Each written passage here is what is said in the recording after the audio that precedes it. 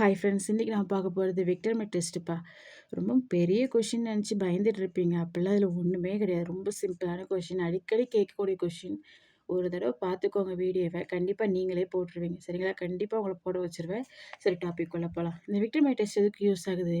Primary, secondary, tertiary ஆல்கஹாலை identify பண்ணுறதுக்கு தான் இந்த விக்டர்மெட் டெஸ்ட்டு யூஸ் ஆகுது. ஓகேவா? இதே போல் வேறு எங்கே பார்த்தோம்?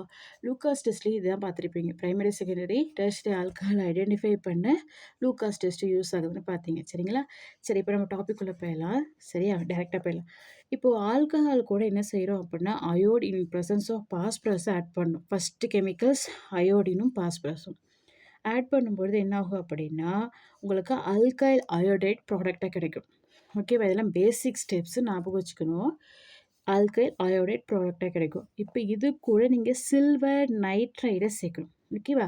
இப்போ என்ன ஆகும் அப்படின்னா, இந்த சில்வர், இந்த அயோடைட் இருக்கு இல்லையா?